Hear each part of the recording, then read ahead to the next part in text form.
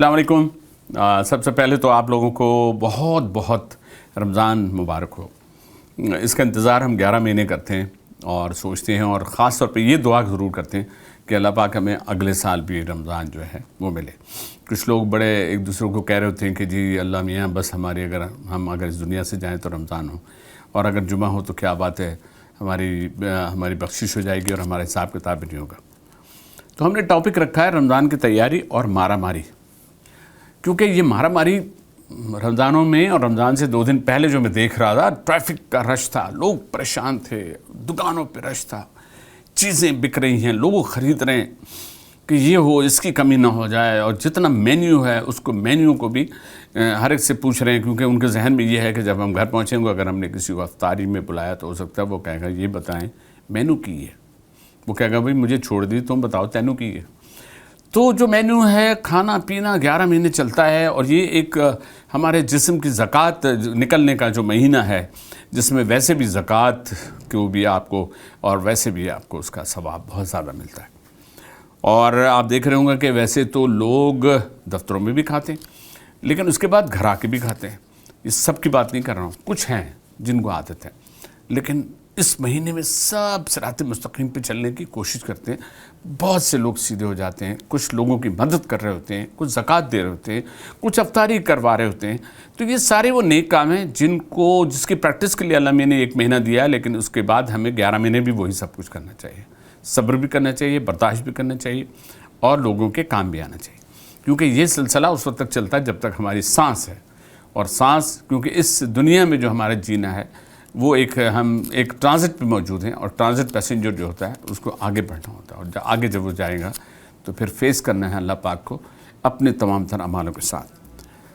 اب آپ رمضانوں کی جب آیا ہے تو ہم دیکھ رہے ہیں کہ چیزیں پیکیجز چل رہے ہیں، رمضان پیکیج، اور رمضانوں میں یہ لیجئے، قیمتوں کو بڑھا کے ان کو جس طرح لکھا ہوا ہے اس میں پرانی اور نئی چیزیں بھی شامل ہیں، تو اس سامان کے ساتھ ساتھ قیمتیں آسمان کو پہنچی ہوئی ہیں۔ اور ڈالر، لوگ ڈالر کی بات، بیبی جی آپ کو کیا پتہ ہے بھئی یہ چیز آپ کتنی مہنگی دے رہے ہیں؟ دیکھ رہے ہیں آپ ڈالر کہاں جا رہا ہے؟ بھئی ڈالر کہاں جا رہا ہے؟ ڈالر کو جانے دے جہاں جا رہا ہے، ہمارا روپیہ کہاں جا رہا ہے؟ ہمارا روپیہ تو نیچے آ رہا ہے۔ ہر چیز کو ڈالر سے جوڑتے ہیں، فروٹ بھی لگتا ہے اب ڈالر، وہ جو جہاں سے یہ فروٹ آتا ہے یہیں کا یہیں ہے، بلکہ یہاں سے آتا جو ہے وہ یہیں کا ہوتا ہے، لیکن یہاں سے باہر جاتا ہے۔ جب باہر جائے گا چیزیں چلی جائیں گی، تو ہمارے ملک میں جب کسی چیز کی کمی ہوگی تو کیا کیا مسائل ہوں گے۔ آٹا، بیسن، پکوڑے، افطاری، تربوز، دودھ، دہی، سب چیزیں مہنگی۔ اب آپ بتائیں اسی میں پھر ملاوٹ کا عمل بھی ہوتا ہے۔ لوگ سمجھتے ہیں، لیکن ان کو یہ نہیں پتہ کہ اگر جہاں نیکی کا عمل 70 گنا ہے، وہاں گناہوں کا عمل بھی 70 گنا ہو جائے گا، زیادہ گناہ ہوگا۔ تو ایسا مت کریجئے، جب ہم کوئی برائی کرتے ہوئے ہم دائیں بائیں ضرور دیکھتے ہیں کہ کوئی دیکھ تو نہیں رہا، لیکن ہم اوپر نہیں دیکھتے جو مسلسل دیکھ رہا ہے، اور اس نے اس کی ہارڈ ڈسک جو ہماری بنی ہوئی ہے اس میں ایک ایک چیز جو ہے نا، ایک ایک لمحہ وہ سب اس میں سیف ہو رہا ہے۔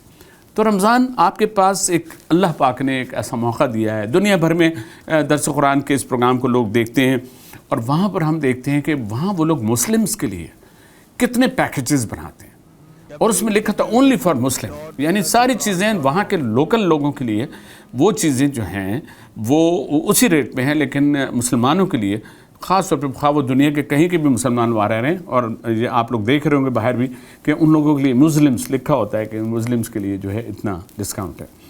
تو کیا یہ ساری چیزیں ہمارے نہیں ہو سکتی؟ کیا یہ آفر ہماری وہ ایک ہوتا ہے نا، آرٹیفیشل ہوتی ہے؟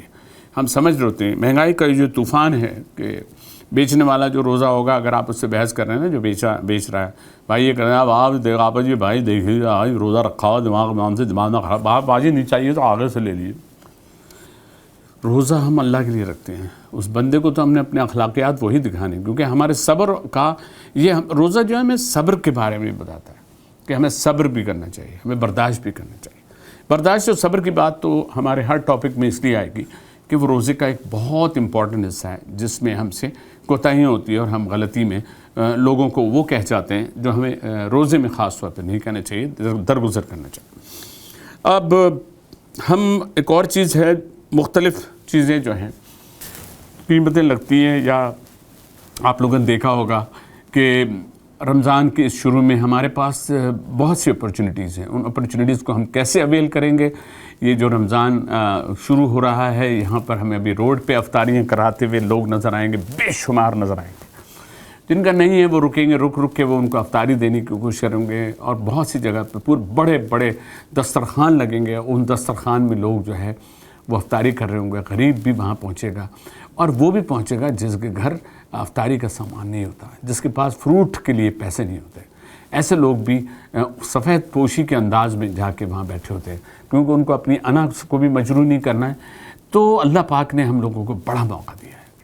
اللہ نے ہماری جو پیکج بنائے نا، ہماری زندگی میں ہم کو سدھارنے کے جو پیکج بنائے ہیں، اس میں جمعہ بھی ایک پیکج ہے کہ بہت سے لوگ جو نہیں نماز پڑھتے وہ جمعے کی نماز کبھی نہیں چھوڑا. جمعہ نہیں چھوڑتا بھائی، میں یہ بتا دوں.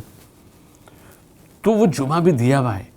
جو لوگ کہتے ہیں نا یار میں پڑھتا ہوں نماز، یار جمعے کے جمعہ پڑھتا ہوں. تو اللہ نے ہمیں جو موقع دیے ہیں، ہمارا نماز کے دیکھیں نا، ہمارے جو جتنے بھی دین کے جو ستون ہیں، ان ستون میں روزہ، نماز، زکوٰۃ، حج، یہ ساری چیزیں کیا بتا رہی ہیں؟ یہ ہم کو ہر جگہ ایک موقع دیا جا رہا ہے. ہمیں حج میں یہ موقع دیا جا رہا ہے، جاؤ 0 میٹر ہو کے واپس آ جاؤ. ہمیں روزے میں بتایا جا رہا ہے کہ بھوک ہوتی کیا ہے. دبا کے ہم لوگ کھا رہے ہوتے ہیں صبح شام. بھائی وہ تو آپ کھا ہی رہے ہیں، لیکن جب زیادہ کھائیں گے، سحری میں زیادہ کھائیں گے، تب بھی آپ کے لیے ٹھیک نہیں ہے. افطاری میں کھائیں، اس کے بعد پھر افطاری کے بعد کھانا کھائیں، پھر آپ تراویح میں جائیں. تراویح میں بھی آپ سیدھے الٹے ہو رہے ہوں گے. وہ جو انداز ہوتا ہی ہے سب کا، کچھ جو ہے اور الگ سی آوازیں بھی آ رہی ہوتی ہیں وہاں پہ.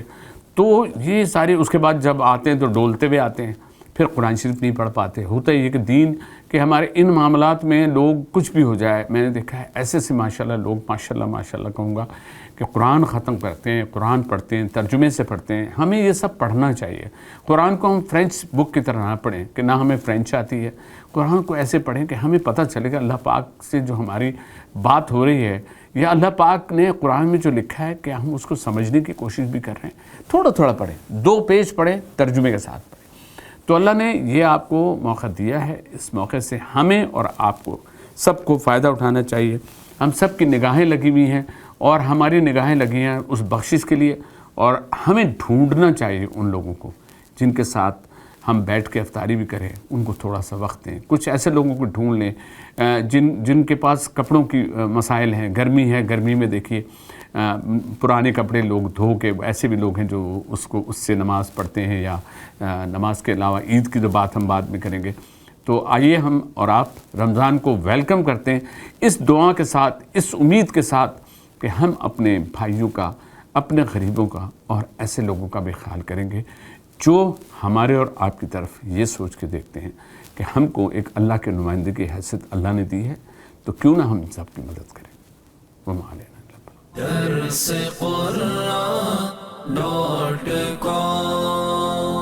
www.darsequran.com